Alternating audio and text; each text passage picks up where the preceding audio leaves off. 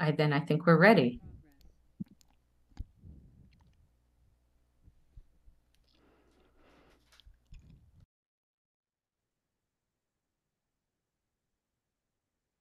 Good afternoon, everyone. Bon après-midi à toutes et à tous. Je m'appelle Brenda Gunn. Je suis la directrice académique et de recherche ici au Centre national pour la vérité et la réconciliation. Je suis ravie de vous accueillir aujourd'hui pour cette semaine de la vérité et de la réconciliation 2023.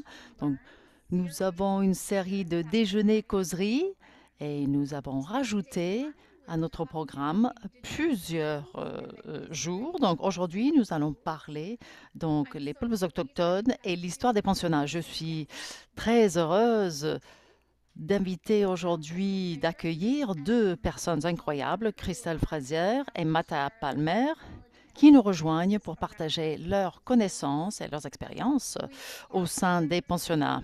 Notre programme aujourd'hui sera disponible en français et en langue des signes également.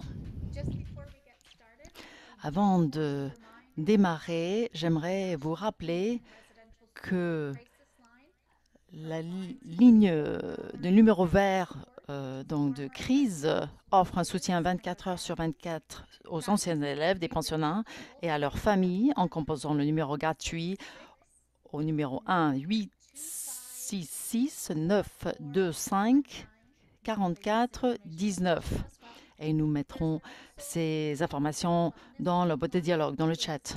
Nous avons également une ligne d'assistance Hope for Wellness qui est disponible 24 heures sur 24 et 7 jours sur 7 pour tous les peuples indigènes du Canada, les autochtones. Elle est accessible par téléphone au numéro 1 855 242 33 10 ou par chat en ligne sur le site hopeforwellness.ca. Donc aujourd'hui, nous allons avoir une conversation de 30 minutes environ avec des panélistes. Je vais poser un certain nombre de questions à nos invités et puis je me tournerai vers nos invités, voilà, et ensuite vers vous. Et vous pouvez y répondre avec les questions-réponses. Donc, il y a un bouton en bas de votre écran. On aurait espéré aujourd'hui euh, faire un streaming de notre programme, mais nous avons un petit souci technique et l'enregistrement sera disponible bientôt So, without much sur further, notre site. Donc, sans plus attendre, j'aimerais demander à nos invités donc de se présenter. Mata, est-ce que je peux vous demander de commencer par vous présenter? Thank you, Brenda. Merci beaucoup, Brenda. Hello, everyone. My Bonjour name is à toutes et à Mata tous. Je m'appelle Mata Ivalache Palmer. Evalache Palmer. I'm Inuk. Je suis Inuk. I was born Je suis née outside of a place called juste à Igloolik. côté My parents worked d'un as endroit qui s'appelle Igloolik. donkey. Mes parents traversaient cette zone My dad en always said traîneau. that Mon père disait toujours um, I was born on que je sea suis ice, née sur la glace, en not fait. actual sea, but frozen ice. Donc sur la glace de mer, finalement, sur leur This banquise. was before Et ceci medical avant facilities euh, were open l'existence in des our area euh, in Nunavut. médicales, And I grew up cette zone. in a place called Pont Et donc j'ai Picnic, grandi where traditional juste à côté d'un endroit qui s'appelle land, Pont-Licnic. C'était nos terres I was there d'origine. until the government relocated Et my family to a j'y place suis called restée Fort Superior au in déplacement par le Pont-Licnic. gouvernement de ma famille en I remember 1959. that day. It was the day Et of je me rappelle September. de Um, cette journée, c'était the début ground was already covered with snow décembre, when we landed in a place et called le sol Fort était Superior. découvert saupoudré And de then they neige. drove us to a little Et ces community called personnes nous ont amenés Apex en Hill. voiture It à was une a communauté qui s'appelait Apex Hill. transition camp C'était un for campement de Inuit transition to pour les be Inuits integrated pour que les Inuits puissent être intégrés dans la société canadienne. Nos parents ont été obligés d'apprendre comment utiliser de l'argent liquide, comment acheter de la nourriture. On a dû nous habituer à la nourriture achetée en magasin. Et ce fut une période très difficile. Mes parents avaient déjà perdu 3 enfants dans les pensionnats scolaires. Nous n'avons jamais vu ces enfants, donc mes frères et sœurs. Et en 1900, voilà, ils ont passé l'été avec nous.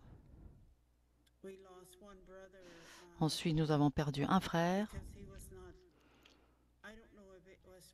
Je ne sais pas si parce il connaissait pas les terres, il savait pas manœuvrer ou il savait pas utiliser les embarcations. On ne le saura jamais. Mais je me souviens très bien que nous avons perdu ce frère qui était joyeux, un jeune plein de vie. Et on le connaissait à peine finalement parce qu'il a passé toute sa vie au pensionnat. Ma famille donc a été très touchée par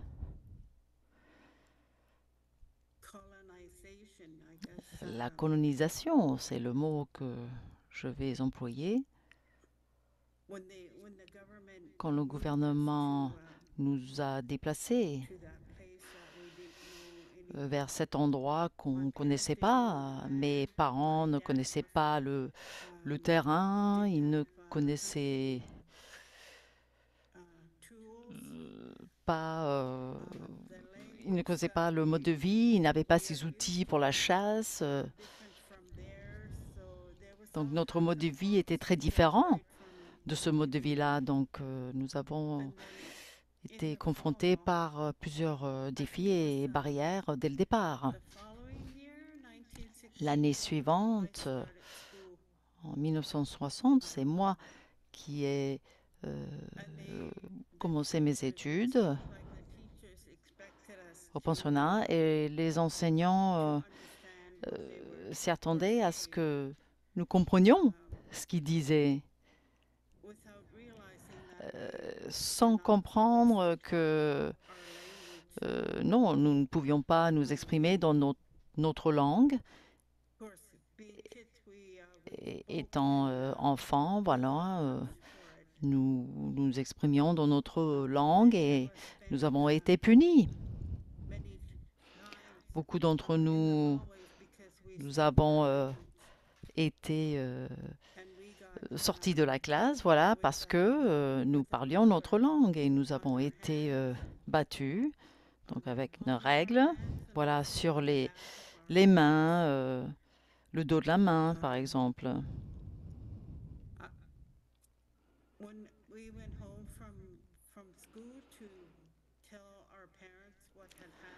Donc, quand nous sommes rentrés chez nos parents pour raconter ce qui s'était passé à l'école, voilà, nos parents nous disaient que, voilà, la langue apprise à l'école, voilà, il fallait l'employer seulement à l'école, parce que nos parents ne connaissaient pas cette langue, ils ne comprenaient pas cette langue.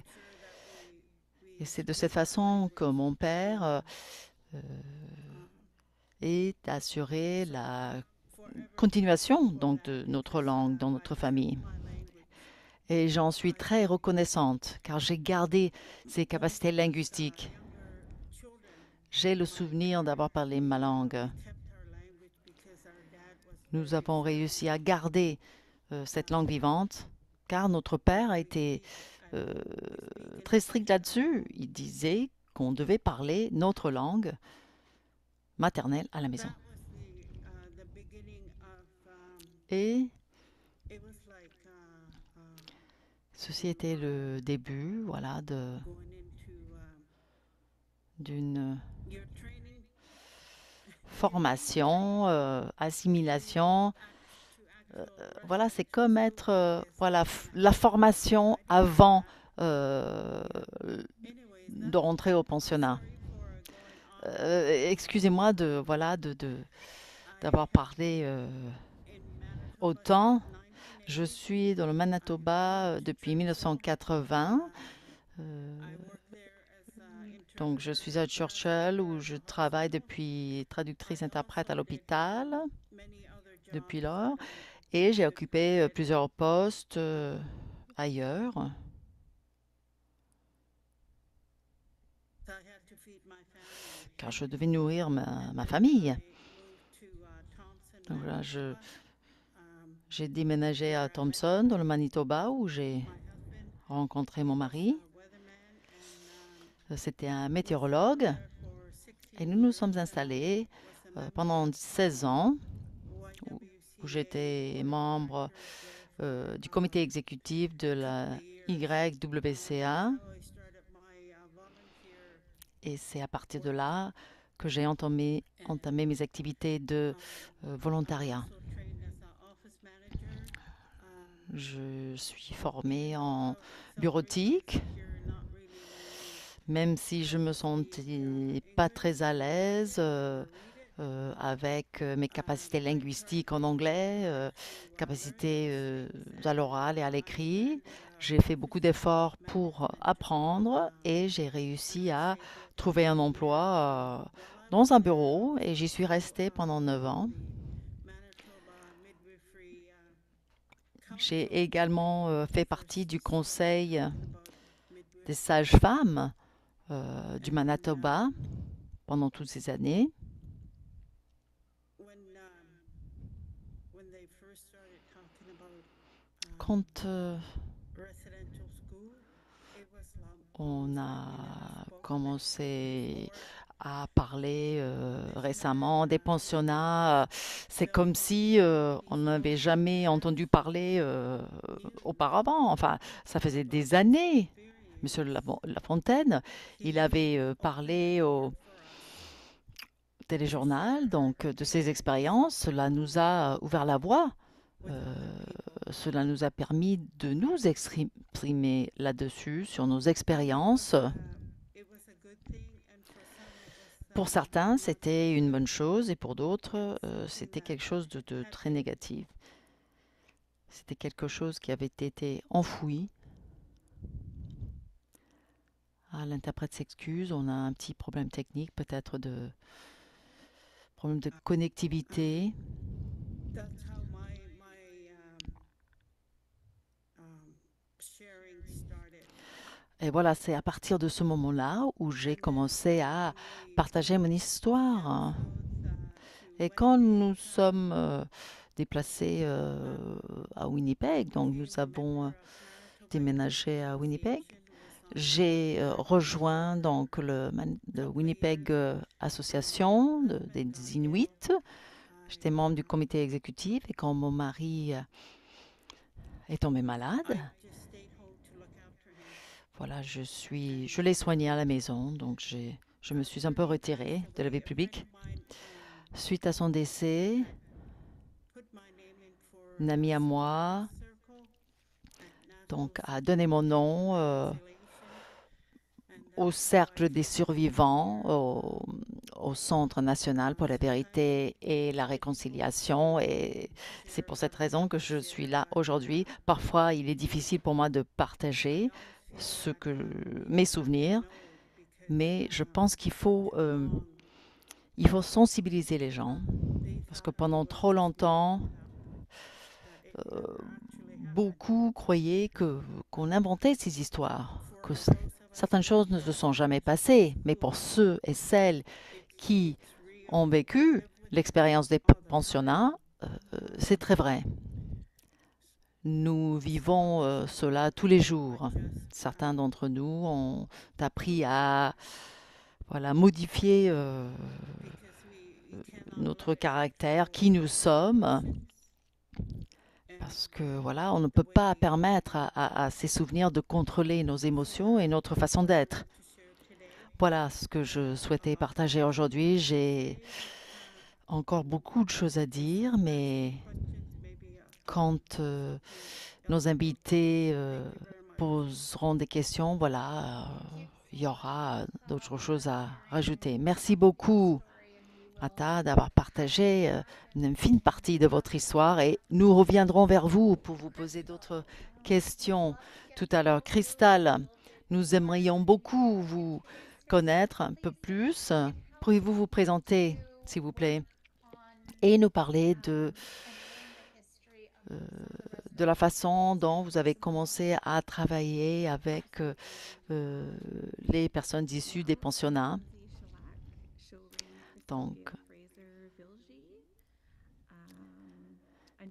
Crystal s'exprime dans sa langue maternelle.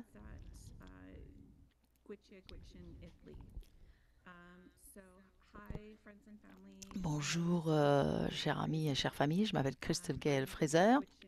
Je suis Gwich'ekwach'in, mais aussi d'origine écossaise.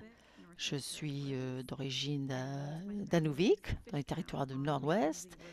Et mes parents avaient un campement sur le fleuve Tree River. Je suis ici donc du Treaty 6, donc juste à côté d'Edmonton. Je suis professeure adjointe en histoire et en études autochtones à l'Université d'Alberta. Je suis membre donc du cercle de gouvernance au Centre national pour la vérité et la réconciliation et je suis membre fondatrice du comité de conseil sur les enfants issus des pensionnats, donc manquants, et voilà, et des dépouilles. Donc, je travaille en tant que survivante intergénérationnelle, donc j'ai jamais été internée au pensionnat. Ma grand-mère a été internée à Immaculate Conception, donc une école, un pensionnat, donc dans les territoires du Nord-Ouest pendant les années 40 et 50. Et ma mère, également internée à Grolier Hall à Anuvik. Et ceci pendant les années 1960-70. Et j'ai habité juste en face de Grolier Hall. C'était un des derniers pensionnats qui a été fermé en 1996. Et moi aussi, j'aurais été internée à Grolière si j'avais été habitante donc d'une des petites communautés d'à côté. Donc parfois, je trouve qu'il y a un manque de compréhension par rapport au pensionnat, que cette expérience n'est liée qu'aux anciens, mais j'ai des cousins qui ont 40 ans, qui ont été internés dans ces pensionnats. Donc c'est quelque chose, voilà, que les jeunes, quand même, doivent affronter aujourd'hui en tant que survivants. Je ne connaissais pas l'expérience des pensionnats scolaires avant de commencer mes études universitaires.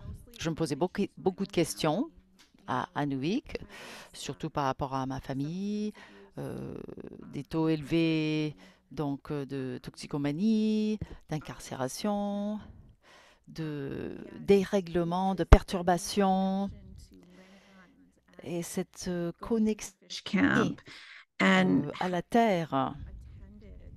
Sir Alexander. Donc, un autre camp de pêche, donc l'école Sir Mackenzie, qui a été reconnue comme école de jour. Et moi, j'ai suivi des cours de langue donc, dans mes langues maternelles. Et ces cours de langue étaient disponibles. Et cela va, je vais vous parler peut-être de la différence entre le Nord et le Sud de par ces institutions, mais c'est là où je suis née et là où j'ai grandi, mais on n'en parle jamais en fait des pensionnats scolaires.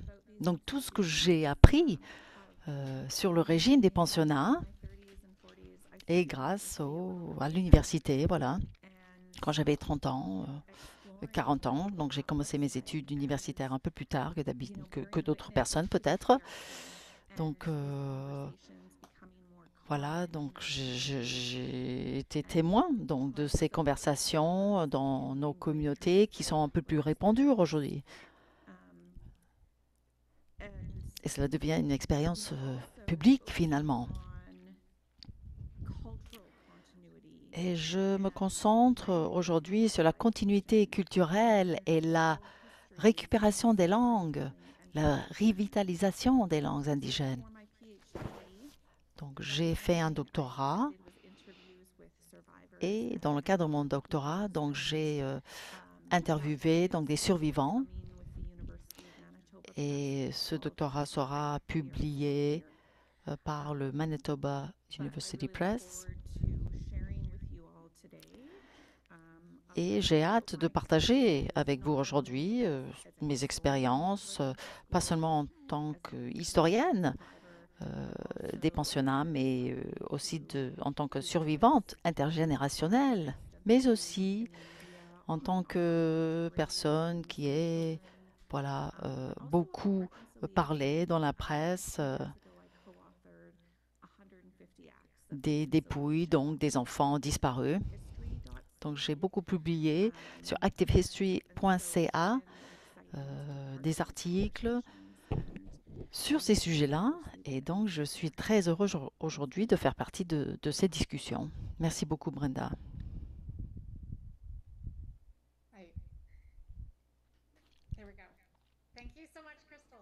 Merci beaucoup, Crystal. J'aimerais revenir à quelque chose que vous venez de dire, Crystal. Quand vous vous êtes présenté, vous avez désigné donc les pensionnats en tant qu'institution. Pourriez-vous nous expliquer l'usage de ce mot? Donc moi, je regarde le chat et je vois,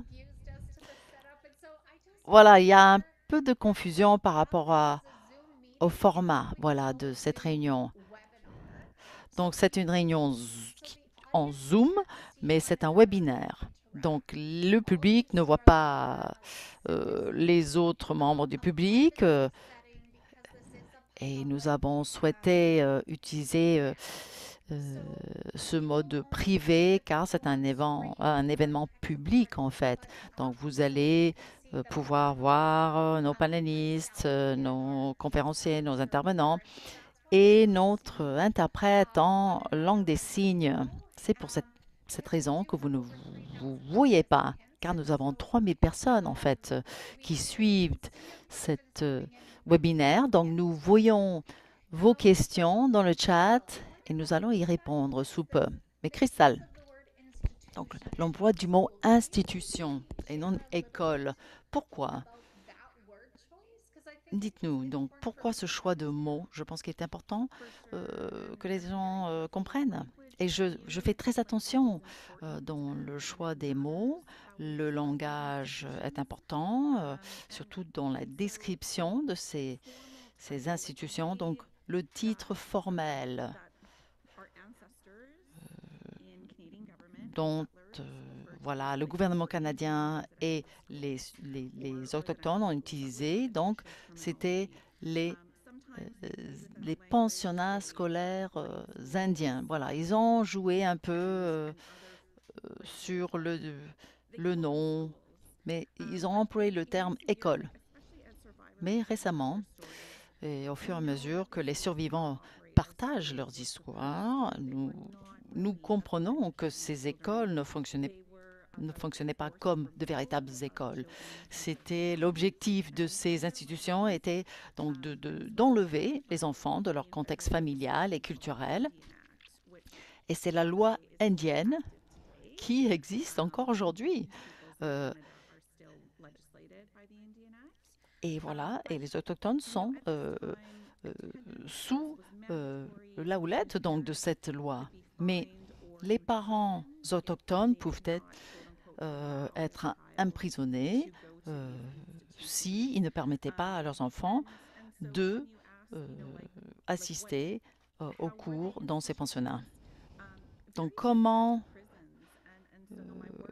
diriez-vous que ces pensionnats étaient des institutions? Un peu comme des prisons. Ma recherche m'a fait comprendre que voilà, ils ont utilisé les mêmes plans pour les prisons comme que pour les écoles. Donc, quand on pense à une vie au sein d'une institution, on pense aux personnes qui sont là, peut-être contre leur... pas de plein gré, on va le dire comme ça. Voilà, il y a un emploi du temps fixe, rigide, pas de temps libre, le port d'uniforme, voilà, l'emploi de l'anglais obligatoire. Donc, quand je dis que ces enfants ont été institutionnalisés, voilà, c'est exactement ce que je veux dire. Quand on dit, voilà, ils sont allés à l'école, non, ça donne, là-dedans, il y a la notion de volonté, comme si ces enfants avaient le choix. Et la loi indienne, the Indian Act, n'a pas toujours été appliquée, et les familles autochtones ont eu le choix d'envoyer leurs enfants ou non, mais certains parents souhaitaient que leurs enfants soient éduqués à la canadienne. Mais ils n'avaient pas du tout compris les résultats que cela allait donner et comment ces pensionnats étaient organisés. J'aimerais clarifier, je vois dans le chat. Qu'est-ce que c'est que le TRC? Voilà, c'est la Commission pour la vérité et la réconciliation. Merci beaucoup d'avoir donné des éclaircissements là-dessus. Donc, pourquoi Mata pensait aux pensionnats comme des institutions, pas comme des écoles? Est-ce qu'on envoyait les enfants et des petits-enfants à ces endroits comme on les envoyait à l'école? Qu'est-ce que vous diriez de cela?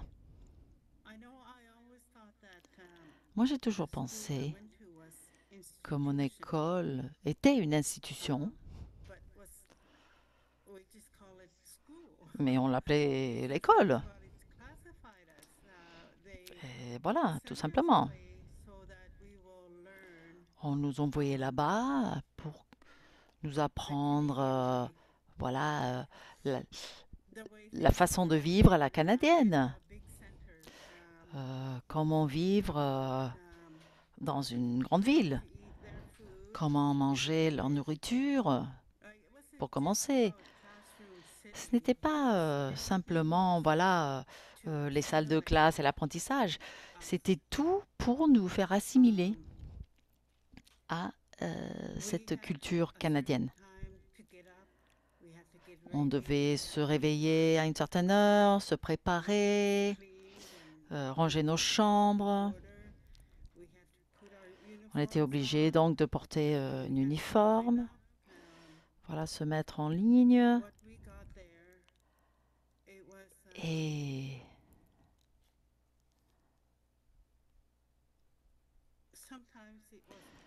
parfois, on a été forcés, obligés. Voilà, on n'avait jamais été formé dans cette langue dans laquelle on nous parlait. Donc, il était très difficile de comprendre ce qui se passait. Mais on devait rester très attentif. Voilà, il fallait être silencieux, bien écouter, regarder autour de nous pour voir ce que faisaient les autres, pour faire la même chose. Voilà, pour moi, c'est ce qui se passe dans une institution. Et la cafétéria, on devait se mettre, faire la queue, prendre nos plats. Voilà, quand je suis enfin allée dans un restaurant avec un buffet pour la première fois, Churchill Voilà, ça m'a fait stood in line surgir ça fait surgir les souvenirs. Car voilà, on sélectionnait nos plats et puis on avait notre plateau makes you et on mangeait dans la cafétéria. makes you because you're trained that way, right? Vous êtes formé, With you. vous apprenez à faire ça et cela reste. I put all my Après le déjeuner, donc je mettais toutes mes petites assiettes sur le plateau et même au restaurant, je faisais ça. Et je déjeunais avec des personnes qui me disaient, mais non, non, non, ils vont venir débarrasser. On est conditionné à faire certaines choses, many years after même having pendant like that plusieurs années après, ingrained in ces années au pensionnat, voilà, we have to follow someone else. voilà, j'ai cette habitude de suivre les autres, de suivre les règles. That's where sometimes I think a lot of Et insecurity je pense que voilà, cela nous when you mène à être moins sûrs de nous-mêmes. you're wrong, Car quand on entreprenait des choses ou on essayait de faire des choses de sa propre volonté, voilà, on nous disait que non, qu'on avait tort, qu'il fallait pas. I think Je n'ai jamais été emprisonnée, c'est-à-dire en prison, voilà, mais dans un certain sens, where everything was si. Voilà, dans cette even ambiance, voilà, cet espace institutionnel, c'était ça. Le matin, par exemple, quand on allait faire sa toilette, voilà, il fallait faire des choses dans l'ordre, voilà, pour se préparer au cours. Donc voilà, il y avait tout un emploi du temps bien, bien, bien chronométré. one time when Une fois, Inuvik, quand je me suis rendue à Inuvik, that was 2011. c'était en 2011.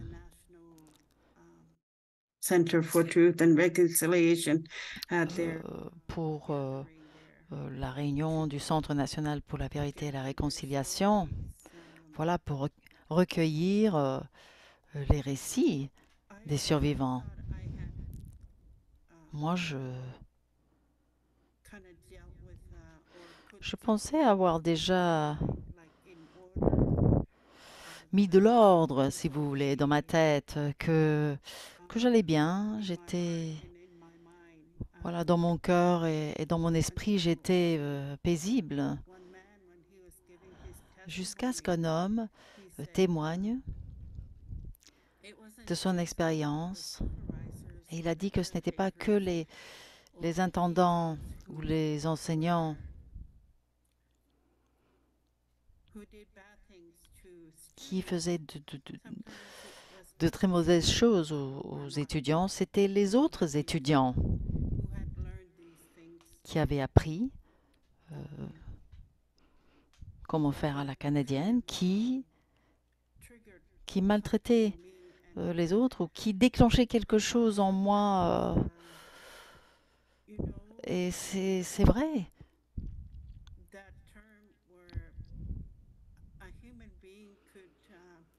L'idée qu'un être humain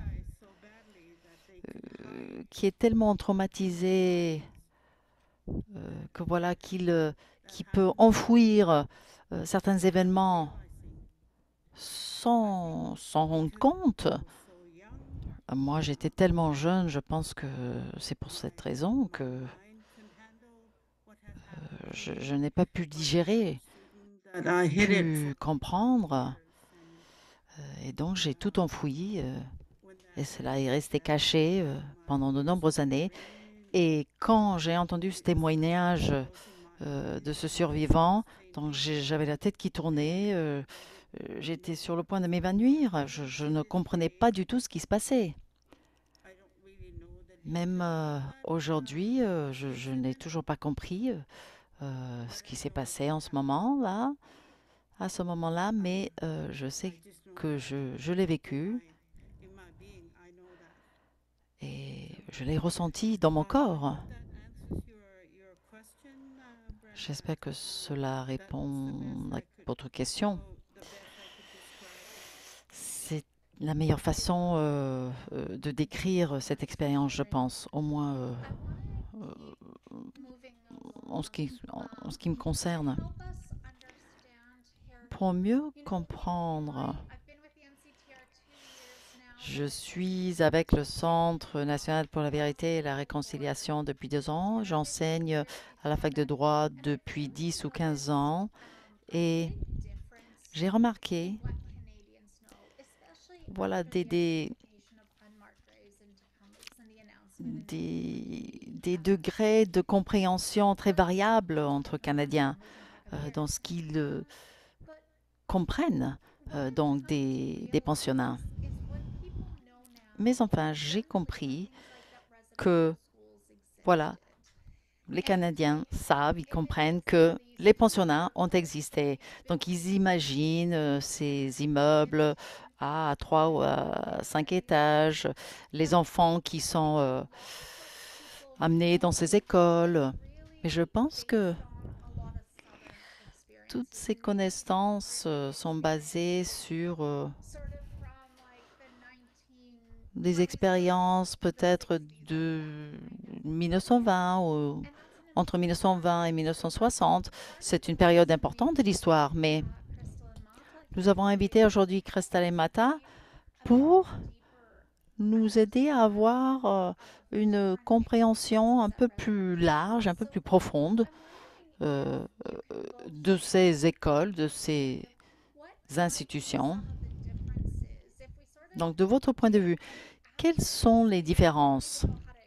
Je ne saurais même pas le décrire. Comment décrire, par exemple, l'idée que les Canadiens ont des pensionnats et la réalité? Donc, qu'est-ce que les Canadiens devraient comprendre par rapport à la complexité des expériences des pensionnaires? Crystal. Well, there are many. I agree. Ben, There is no je suis du même avis. Voilà, donc il n'y a pas d'expérience type de pensionnaire. Nous savons que ce système existait pendant plus d'un siècle. Et cela veut dire, voilà, une multitude d'expériences. Un enfant pouvait avoir des expériences différentes entre un intendant et l'autre. Si votre institution était gérée par les catholiques ou les protestants, si vous étiez dans un pensionnat industriel dans les grandes prairies où les enfants étaient obligés donc de travailler la terre 12 heures par jour, par rapport à une institution dans l'Arctique où voilà, les enfants ne pouvaient pas faire ce genre de travail. Mais ils faisaient d'autres travaux. Et tout était différent entre l'expérience des petits garçons et les petites filles. Il y avait beaucoup de violence et de violations. Énormément de jeunes filles et de jeunes femmes ont été ciblées. Donc, mes recherches sur Grolier Hall démontrent donc, témoignent donc d'examens pelviens, donc mensuels, obligés, surveillance des règles, des grossesses. Donc, un enfant de 4 ou 5 ans, la loi officielle dictait que les étudiants devaient avoir 6 ans. Mais j'ai trouvé dans mes recherches donc les témoins d'existence d'enfants de 6 mois dans ces écoles.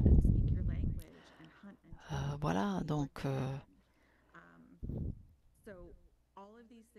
toutes ces choses, voilà, ont contribué aux expériences donc des différents étudiants, des différents pensionnaires. Nous savons que beaucoup d'écoles, des pensionnats étaient fermés pendant les années 50, 60 et 70. Et dans le Nord, par contre, de grandes institutions qui coûtaient des millions de dollars étaient construites. Donc, Frobisher Bay, New Chesterfield. Et donc, c'est compliqué.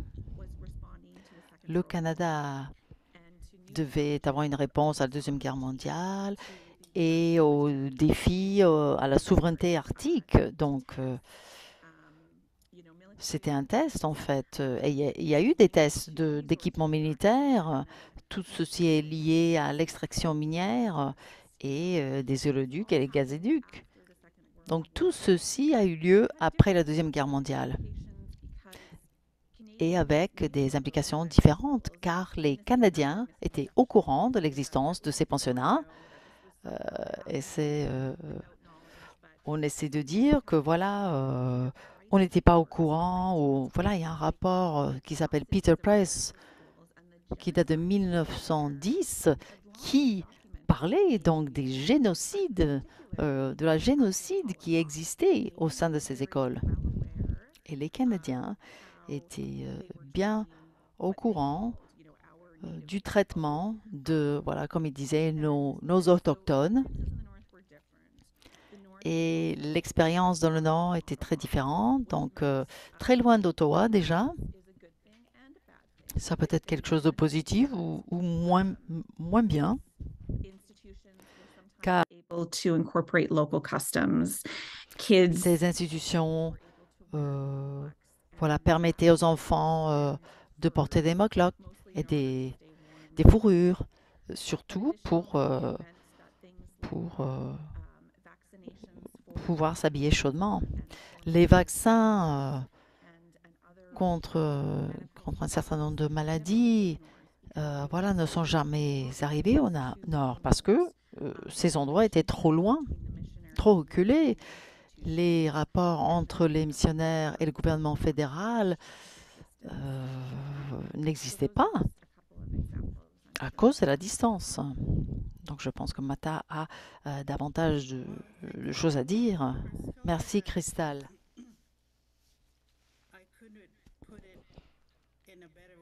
Moi, je n'aurais pas pu l'exprimer mieux.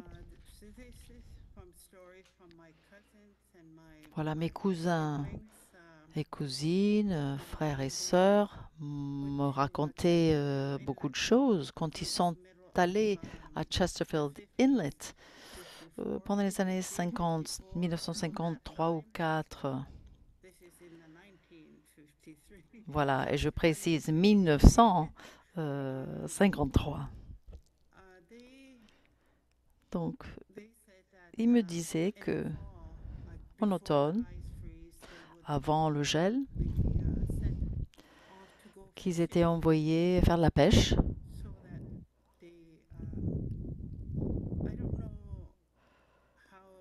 Je ne sais pas comment le financement était octroyé au pensionnat Chesterfield Inlet, mais pour manger, donc les enfants devaient aller faire de la pêche ou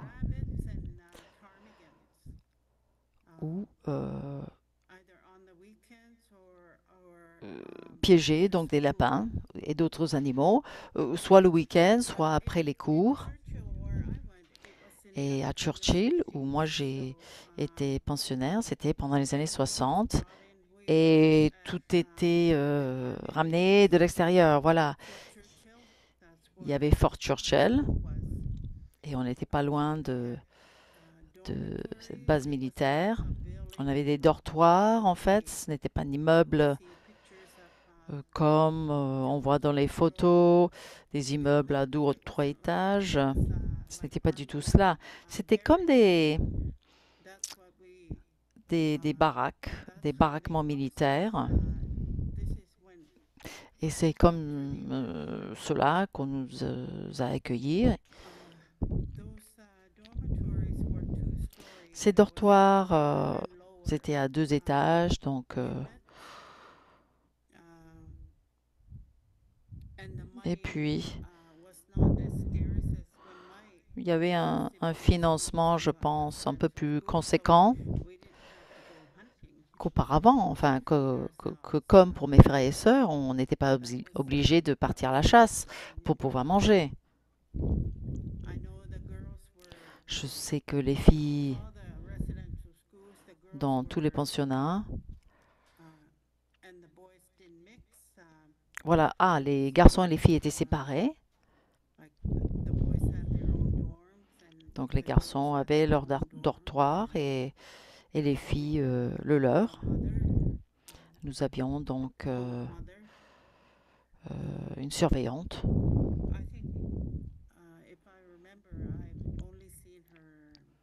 Et je n'ai vu la surveillante. J'étais trop jeune pour me rappeler. Est-ce qu'on la voyait tous les jours, une fois par semaine? Mais enfin, nous comptions sur nous-mêmes. Donc les filles les plus grandes étaient comme nos grandes sœurs. Certaines d'entre nous, voilà, présentaient de grands problèmes linguistiques. Donc celle qui venait du nord du Québec, donc elle parlait différemment. Voilà, donc Inukjunak n'est pas toujours la même langue de partout. Donc si on est de l'Est, on a du mal à comprendre les autres. On comprend ceux de Groenland mieux que les autres, peut-être. Nous sommes tous Inuits. Nous sommes tous du même pays, mais il y a des variations linguistiques qui posent problème. Donc oui, à mon sens, c'était différent de cette façon-là. Les garçons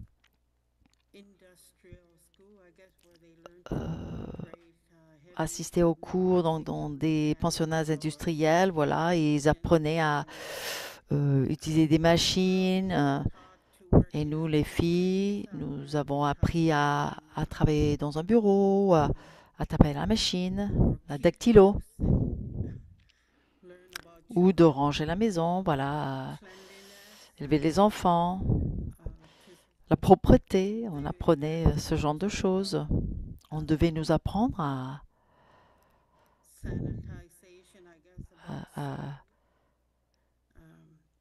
désinfecter ou à nettoyer les mains, par exemple, avec du savon. On n'y avait pas l'habitude. Donc tout était très, très différent.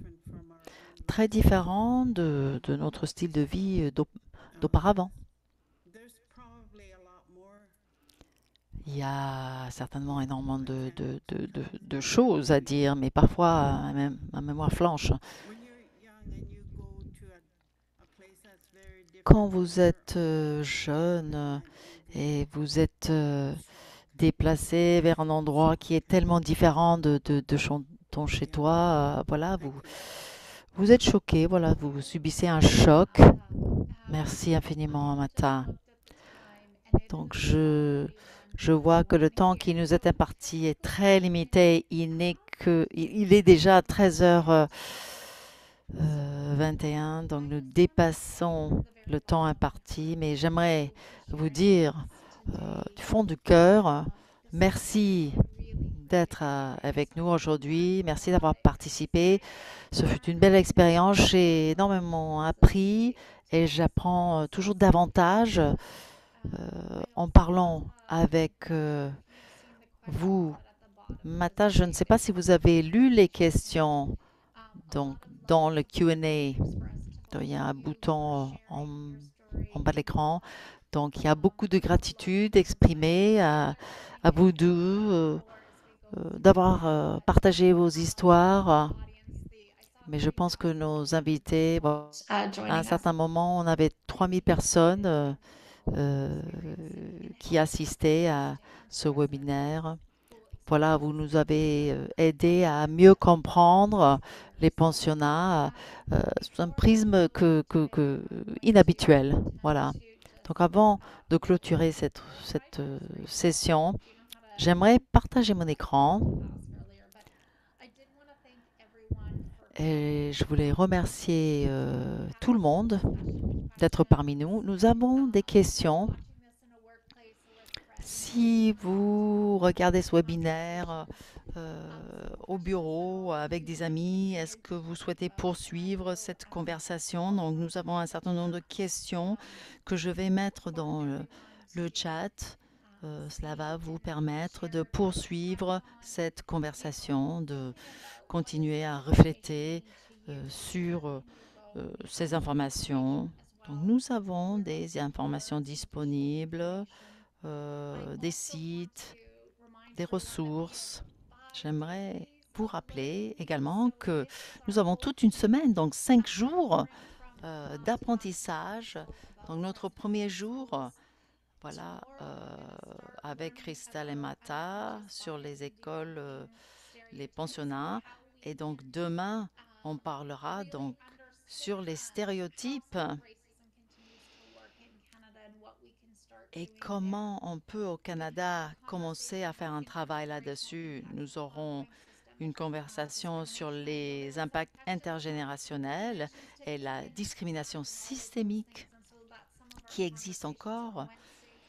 Ce sera pour mercredi, jeudi. Nous aborderons le sujet donc des droits des Autochtones et la Déclaration des Nations Unies sur les droits des Autochtones.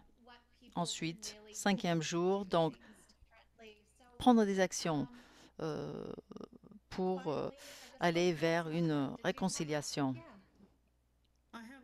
Matin, j'ai une question par rapport aux questions et réponses. Serait-il possible nous envoyer voilà, le contenu de la boîte de dialogue? Et faisons ainsi, cela nous donnerait la possibilité d'y répondre, voilà, après coup. Non, c'est une excellente question. Kayla va vérifier si elle peut, voilà, enregistrer ces questions. Et puis, on posera la question aux membres de notre équipe de techniciens.